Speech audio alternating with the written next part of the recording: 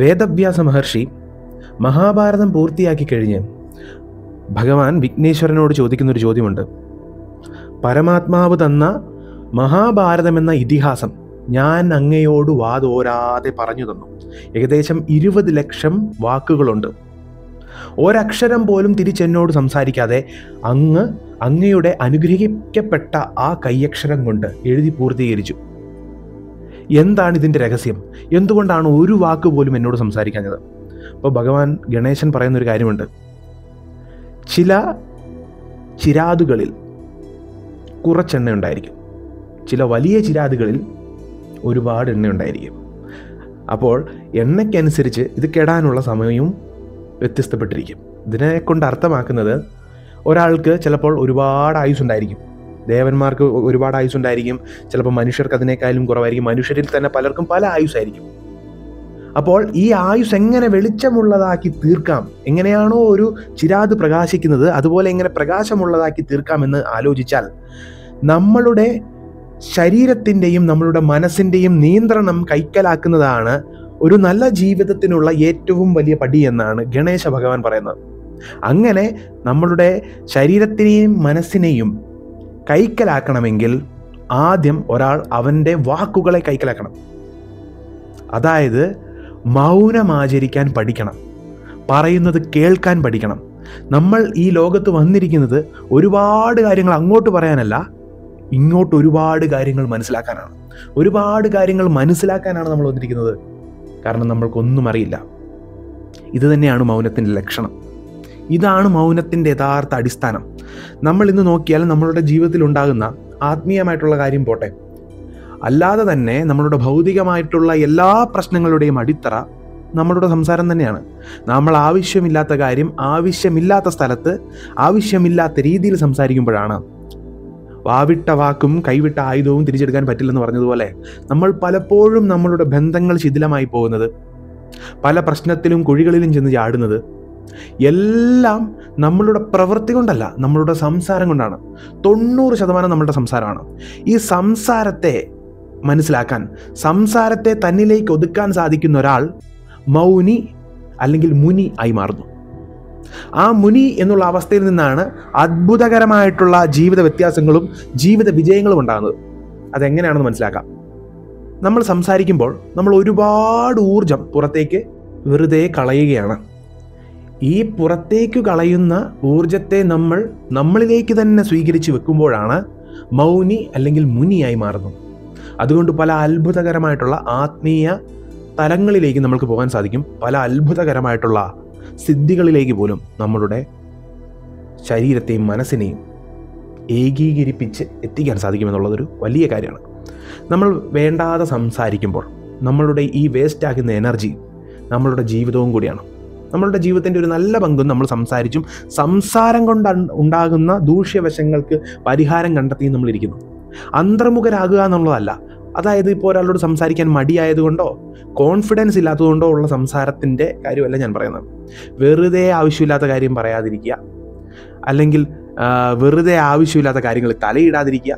ഒരു കാര്യവുമില്ലാതെ മറ്റൊരാളെക്കുറിച്ച് കുറ്റം പറഞ്ഞ് ആ കുറ്റം പറഞ്ഞത് അയാൾ കേട്ട് പിന്നീട് അത് വലിയൊരു പ്രശ്നമായി നമ്മൾക്ക് തന്നെ വന്ന് അങ്ങനെ എന്തൊക്കെ സംഭവിക്കുന്നു. നമ്മൾ എത്രത്തോളം ആത്മീയമായി എന്തൊക്കെ ചെയ്താലും, നമ്മൾ എത്രത്തോളം ദൈവത്തെ ആരാധിച്ചാലും നാമം ചൊല്ലിയാലും അല്ലെങ്കിൽ ക്ഷേത്രത്തിൽ പോയാലും നമ്മളുടെ കർമ്മം ശരിയല്ലെങ്കിൽ ഒന്നിൻ്റെ ഫലം ഉണ്ടാവില്ല.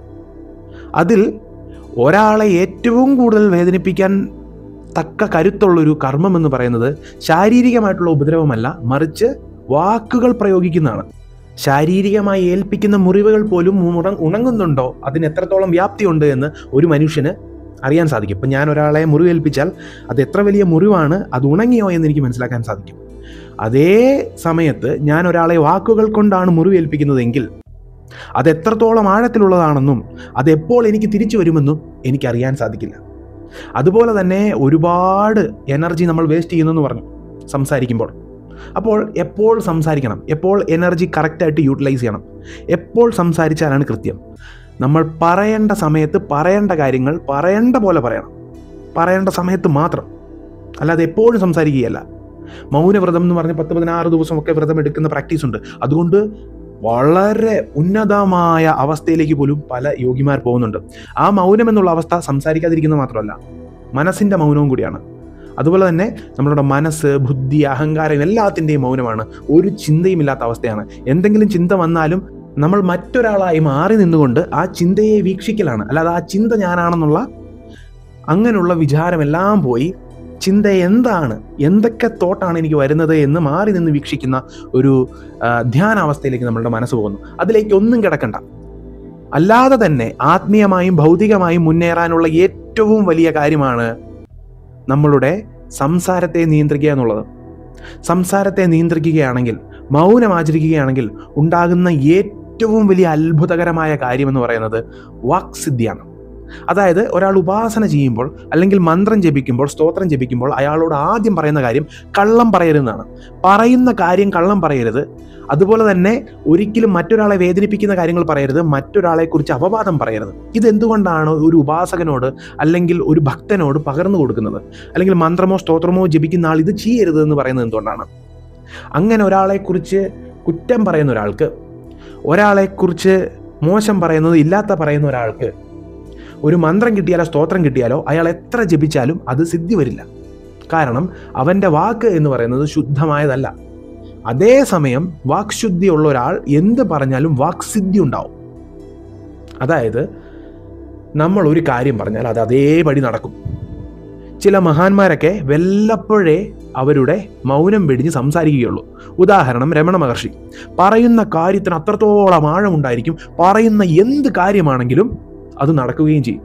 അതിന് ഏറ്റവും വലിയ രഹസ്യമാണ്, അതിൻ്റെ ഏറ്റവും പ്രധാനപ്പെട്ട രഹസ്യം, അതിൻ്റെ ഏറ്റവും വലിയ രഹസ്യം എന്ന് പറയുന്നത് ഇങ്ങനെയുള്ള മഹാന്മാർ വല്ലപ്പോഴേ സംസാരിക്കുള്ളൂ. ഇപ്പോൾ രാഘവേന്ദ്ര സ്വാമിയുടെ കഥ തന്നെ എടുത്താൽ, രാഘവേന്ദ്ര സ്വാമിയുടെ ഒരു സ്പിരിച്വൽ എൻലൈറ്റ്മെൻറ്റ്, ഞാൻ പ്രഹ്ലാദനാണു എന്നുള്ളൊരു ബോധ്യം ഉണ്ടായിക്കഴിഞ്ഞ് അദ്ദേഹത്തിൻ്റെ സംസാരം, അതിനു മുൻപ് തന്നെ അദ്ദേഹം സംസാരം കുറവായിരുന്നു, അതിനുശേഷം ശരിക്കും മൗനിയായി എന്ന് പറയുന്നുണ്ട്. ഷിരിഡി സായിബാബയെ കാണുന്ന സമയം മുതൽ ശ്രീനാരായണ ഗുരുദേവനെ കുറിച്ച് പറയുന്നത്, ശ്രീനാരായണ ഗുരുദേവൻ ഒന്നോ രണ്ടോ അളന്നു കുറുക്കിയ ഒരു കാര്യമേ പറയുള്ളൂ. ആ പറയുന്ന കാര്യത്തിൽ 1000 അർത്ഥങ്ങളുണ്ടായിരിക്കും. അതാണ് മഹാന്മാരുടെ ലക്ഷണം. അവർ പറയുന്നത് ഒരു വാക്കേ ഉള്ളായിരിക്കും, ഒരു കാര്യമേ ഉള്ളായിരിക്കും, എപ്പോഴും സംസാരിക്കില്ല. സംസാരിക്കുന്ന ആ ഒരു കാര്യത്തിൽ അത്രത്തോളം വ്യാപ്തി ഉണ്ടായിരിക്കും. ഒരുപാട് കടന്ന് പ്രസംഗിക്കില്ല, ഒരുപാട് ആരെയും കുറ്റം പറയില്ല, ഒരു കാര്യത്തിലും ആവശ്യമില്ലാതെ അലയിടില്ല. അതുകൊണ്ട് തന്നെ ഈ മഹാന്മാർ പറയുന്ന കാര്യം ഫലിക്കും. അതേ ഒരു കാര്യം പരീക്ഷിച്ച് നോക്കൂ. ഒരു മനുഷ്യനെയും കുറ്റം പറയാതെ അല്ലെങ്കിൽ ആവശ്യമില്ലാതെ പറയാതെ, നുണ പറയാതെ കുറച്ച് നാൾ ആചരിച്ചു കഴിഞ്ഞാൽ നമ്മൾ എത്രത്തോളം മൗനിയാകുന്നോ, ആവശ്യമില്ലാത്ത കാര്യം പറയാതെ എത്രത്തോളം മൗനിയാകുന്നോ അതിനനുസരിച്ച് നമുക്ക് പല പരിവർത്തനം ഉണ്ടാവും. അത് ഒന്നാമത്തെ കാര്യമാണ്. നമ്മൾ എത്രത്തോളം സംസാരം കുറയ്ക്കുന്നു അതിനനുസരിച്ച് നമ്മൾ വളരെ ആഴത്തിലേക്കുള്ള ചിന്തകളിലേക്ക് പോവുകയും നമ്മൾ ചെയ്യുന്ന ഓരോ പ്രവൃത്തിയിലും ദൈവത്തിൻ്റെ കയ്യൊപ്പ് വരികയും ചെയ്യും. അങ്ങനെ സംഭവിക്കുമ്പോൾ നമ്മൾ ഏതൊരു കാര്യം വെറുതെ പറഞ്ഞാലും നടന്നു പോകും. കാര്യം അവൻ്റെ ത്രികാരണ ശുദ്ധി സംഭവിച്ചിരിക്കും. അതായത് നമ്മൾ മനസ വാച കർമ്മണ എന്ന് പറയും. 3 അലൈൻഡായിരിക്കും, 3 ഒരേ ദിശയിൽ പ്രവർത്തിക്കും. ഒരു മൗനിയുടെ എപ്പോഴും സംസാരിക്കില്ലാത്ത, ആവശ്യമുള്ള കാര്യത്തിന് മാത്രം സംസാരിക്കുന്ന, മൗനം പാലിക്കുന്ന പ്രാണശക്തിയെ വെറുതെ ആവശ്യമില്ലാത്ത കാര്യങ്ങൾക്കായി ദൈവം തന്ന ജീവിതത്തെ ആവശ്യമില്ലാത്ത മറ്റൊരാളുടെ കുറ്റം പറയാനും മറ്റൊരാളെ താഴ്ത്തി കാട്ടാനും മറ്റൊരാളെ പറ്റിക്കാനും ഒക്കെയായി ഉപയോഗിക്കാത്ത ഒരാളുടെ മനസ വാച കർമ്മണ, മനസ്സുകൊണ്ട് ചിന്തിക്കുന്നതും വാക്കുകൊണ്ട് പറയുന്നതും അവൻ ചെയ്യുന്ന കർമ്മവും അലൈൻഡായിരിക്കും. ത്രികരണ ശുദ്ധി. ആ ഒരു അവസ്ഥയിലെത്തുന്ന ഒരാളെ സംബന്ധിച്ചിടത്തോളം അവൻ ചെയ്യുന്ന ഏതു കാര്യവും പെർഫെക്റ്റ് ആയിട്ട് മാറും. അവൻ ചെയ്യുന്ന ഇംപെർഫെക്റ്റ് കാര്യം പോലും, ഒരിക്കലും നടക്കില്ല എന്ന് വിചാരിക്കുന്ന കാര്യങ്ങൾ പോലും സംഭവിക്കും. അതാണ് നമ്മൾ ഇന്ന് കാണുന്ന പല മഹാന്മാരുടെ ഏറ്റവും വലിയ രഹസ്യം. ഡോക്ടർ APJ അബ്ദുൽ കലാം, അദ്ദേഹം സംസാരിക്കേണ്ട സമയത്ത് സംസാരിക്കേണ്ട കാര്യമേ സംസാരിക്കുള്ളൂ. അതുപോലെ ഒരുപാട് മഹാന്മാർ ഇപ്പോൾ തന്നെ ജീവിച്ചിരിക്കുന്ന ഒരുപാട് രാഷ്ട്രീയത്തിലും അല്ലാതെയും ഒക്കെ വലിയ നിലയിൽ നിൽക്കുന്നവരൊക്കെ സംസാരിക്കുന്നത് കേട്ടാൽ നമുക്ക് മനസ്സിലാവും. ഒരു ഉദാഹരണം പറയുകയാണെങ്കിൽ, തമിഴ്നാട്ടിൽ തന്നെ ഇപ്പോഴത്തെ ഒരു വലിയ സൂപ്പർ സ്റ്റാർ ഉണ്ട്. അദ്ദേഹത്തിൻ്റെ അദ്ദേഹത്തിന് ഒരു പ്രത്യേക ഒരു തേജസ് ഉണ്ട്. അദ്ദേഹത്തിന് പ്രത്യേക ഒരു ആഭാമണ്ഡലമുണ്ട്. ആ ആഭാമണ്ഡലത്തിൻ്റെ ഏറ്റവും വലിയ രഹസ്യം, അദ്ദേഹം വലിയ ആത്മീയമായി ഉന്നതി പ്രാപിച്ച ആളായതുകൊണ്ടല്ല, എന്തിനെങ്കിലും പുറത്ത് അദ്ദേഹം ആരാധിക്കുന്നതുകൊണ്ടല്ല. അതിനപ്പുറം ഞാൻ അദ്ദേഹത്തെ ഒബ്സർവ് ചെയ്തതിൽ നിന്ന് എനിക്ക് മനസ്സിലായത്, അദ്ദേഹം സംസാരിക്കില്ല. അയാൾ സംസാരിക്കുമ്പോൾ ആ സംസാരത്തിൽ ഒരുപാട് കാര്യങ്ങൾ അദ്ദേഹം പറയുകയും ചെയ്യും. ഒരുപാട് നാളായി സംസാരിക്കാതെ, അല്ലെങ്കിൽ ഒരുപാട് ആവശ്യമില്ലാത്ത കാര്യങ്ങളിൽ തൻ്റെ വികാരങ്ങളും സംസാരവും പുറത്തേക്ക്, അല്ലെങ്കിൽ വാക്കുകളും പുറത്തോട്ട് പ്രകടിപ്പിക്കാത്ത ഒരാൾ സംസാരിക്കുമ്പോൾ ഒരുപാട് പേര് കേൾക്കാനുണ്ടാവും. അത്രത്തോളം എനർജി ആയിരിക്കും. വല്ലപ്പോൾ മാത്രം സംസാരിക്കുന്ന ആളുടെ സംസാരം കേൾക്കാൻ ഒരുപാട് ആളും ഉണ്ടാവും, അതുപോലെ എനർജിയും ഉണ്ടായിരിക്കും. അതുതന്നെ ഒരു ആത്മീയമായ ഉന്നതമായ അവസ്ഥയാണ്. അതുകൊണ്ട് ആ നടനെ അറിയാമെങ്കിൽ നിങ്ങൾക്കറിയാം, അദ്ദേഹം സംസാരിക്കുമ്പോൾ ഒരുപാട് പേർ, ലക്ഷക്കണക്കിന് പേർ അദ്ദേഹത്തിൻ്റെ വാക്കുകൾ കേൾക്കാൻ വരും. കാരണം എന്താണ്? സംസാരം വല്ലപ്പോഴേ ഉള്ളൂ. ആ വല്ലപ്പോഴേ ഉള്ളൂ എങ്കിൽ അദ്ദേഹം പെർഫെക്റ്റ് ആണോ? അല്ല. അദ്ദേഹം കുറ്റം പറയും, ആൾക്കാരെ ആവശ്യമില്ലാത്ത കാര്യങ്ങൾ പറയും, അദ്ദേഹത്തിൻ്റെ സംസാരവും ശരിയല്ല. പക്ഷേ സംസാരിക്കുന്ന കേൾക്കാൻ ആളുള്ളത് എന്തുകൊണ്ടാണ്? എപ്പോഴും സംസാരിക്കാത്തതുകൊണ്ടാണ്. അതിനോടൊപ്പം നമ്മൾ മറ്റൊരാളെ കുറ്റം പറയാതിരിക്കുകയും വാക് ശുദ്ധിയും ഉണ്ടെങ്കിൽ, വാക് സിദ്ധി ഉണ്ടാകുകയാണെങ്കിൽ എത്രത്തോളം ഉന്നതമായ അവസ്ഥയിൽ നമ്മളുടെ ജീവിതം എത്തുമെന്ന് ചിന്തിക്കൂ. അതുകൊണ്ട് തന്നെ മൗനം ആചരിക്കുന്നത്, അല്ലെങ്കിൽ ആവശ്യമുള്ളിടത്ത് മൗനം, നമ്മൾക്ക് ഒരു ദിവസം മുഴുവൻ മൗനവ്രതമൊന്നും എടുത്ത് മനസ്സിനെയും പാകപ്പെടുത്തിക്കൊണ്ട് TV-യും ലാപ്ടോപ്പും ഫോണും ഒന്നും ഇല്ലാതെ ജീവിക്കാൻ സാധിക്കില്ല. ഇപ്പോഴത്തെ ഒരു ജനറേഷനിൽ ഇപ്പോൾ ശരിക്കും ഡിജിറ്റൽ വേൾഡാണ്, ഡിജിറ്റൽ ജനറേഷൻ എന്ന് തന്നെ പറയാം. ഈ ജനറേഷൻ മുഴുവൻ ഡിജിറ്റലാണ്. അപ്പം നമുക്ക് ഒരുപാടൊന്നും ഇതിൽ നിന്ന് വിട്ടു നിൽക്കാൻ സാധിക്കില്ല. പക്ഷേ സംസാരം കുറയ്ക്കാം. അതുതന്നെയാണ് ഈ മഹാന്മാരെല്ലാം ചെയ്യുന്നത്. ആത്മീയമായി ഉന്നതിയിൽ നിൽക്കുന്നവരും അല്ലാതെ രാഷ്ട്രീയത്തിലും സിനിമയിലും എവിടെ ഉന്നതമായ നിലയിൽ നിൽക്കുന്നവരും, പ്രത്യേകിച്ച് രാഷ്ട്രീയക്കാരൊക്കെ, അവർക്ക് എപ്പോൾ എവിടെ വെച്ച് എന്ത് സംസാരിക്കണമെന്ന് നല്ല ധാരണയുണ്ട്.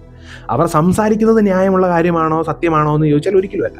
പക്ഷെ അതിനപ്പുറം അവർ സംസാരിക്കുന്ന കാര്യങ്ങൾ വളരെ മിതപ്പെടുത്തിയേ അല്ലെങ്കിൽ ചിന്തിച്ചേ സംസാരിക്കുള്ളൂ. അതിനൊപ്പം നമ്മളുടെ ശുദ്ധിയും കൂടെ വന്നാൽ, നമ്മളുടെ സംസാരത്തിലും ഭാവത്തിലും എല്ലാം ശുദ്ധി വന്നാൽ, ഒരാളെക്കുറിച്ചും കുറ്റം പറയാതെ നുണ പറയാത്തൊരവസ്ഥ വന്നാൽ, ഇപ്പം നുണ പറയാത്തൊരാൾ, അതുകൊണ്ടാണ് പറയുന്നത്, നമ്മളൊരു സ്തോത്രം ജപിക്കുകയോ മന്ത്രം ജപിക്കുകയോ ചെയ്യുകയാണെങ്കിൽ ആദ്യം ചെയ്യേണ്ടത് നുണ പറയിൽ, നമ്മളെ മത്സ്യമാംസാദികൾക്ക് ഒപ്പം നമ്മൾ നുണ പറയുന്ന പ്രവണത മാറ്റിവെക്കുക, പരമാവധി കുറച്ചു കൊണ്ടുവരിക. അതിനനുസരിച്ച് നമുക്ക് ആ ഒരു മന്ത്രത്തിൽ അല്ലെങ്കിൽ ആ ഒരു സ്തോത്രത്തിൽ സിദ്ധി ഉണ്ടായി വരും. അതുകൊണ്ടുള്ള കാര്യം ഉണ്ടാവും. അതായത് എപ്പോഴും മോശം വാക്കുകൾ പറയുന്ന, എപ്പോഴും മോശം തരത്തിൽ ആളുകളെ സമീപിക്കുന്ന, നുണ പറയുന്ന ഒരാൾ, എപ്പോഴും മലിനമായ കാര്യങ്ങൾ സംസാരിക്കുന്ന നുണ പറയുന്ന ഒരാൾ എത്ര പുണ്യമായിട്ടുള്ള മന്ത്രം ജപിച്ചാലും അതും മലിനമായി മാറും. അതേസമയം എപ്പോഴും നല്ല കാര്യങ്ങൾ തന്നെ സംസാരിക്കുന്ന, എപ്പോഴും സത്യം തന്നെ പറയുന്ന ഒരാൾ ചെയ്യുന്ന അല്ലെങ്കിൽ ജപിക്കുന്ന അത്രയ്ക്ക് വലിയ മന്ത്രമല്ലെങ്കിൽ പോലും, അയാൾ ജപിക്കുന്ന മന്ത്രം അത്രയ്ക്ക് വലിയ മന്ത്രമല്ലെങ്കിൽ പോലും അതിനും ആത്മീയമായും ഭൗതികമായും എല്ലാം തരാനുള്ള ദിവ്യശക്തി വന്നു ചേരും. ഒരു മന്ത്രത്തിൻ്റെയോ സ്തോത്രത്തിൻ്റെയോ കുഴപ്പമല്ല, അല്ലെങ്കിൽ ഒരു നമ്മൾ ആരാധിക്കുന്ന ദൈവത്തിൻ്റെ കുഴപ്പമല്ല, നമ്മളുടെ കുഴപ്പമാണ്.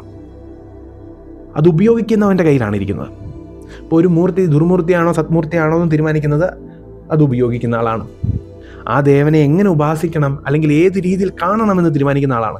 അതുപോലെ തന്നെ ഒരു മന്ത്രമോ സ്തോത്രമോ ഉപയോഗിക്കുന്ന ആളുടെ ശുദ്ധി പോലെ, ആളുടെ വാക്കിൻ്റെ ശുദ്ധി പോലെ, ആളുടെ സംസാരത്തിലെ ശുദ്ധി, ആളുടെ ചിന്തയിലെ ശുദ്ധി, ആളുടെ കർമ്മത്തിലെ ശുദ്ധി, ഇതെല്ലാം നോക്കിയാണ് ഒരു കാര്യം ഫലിക്കുന്നത്.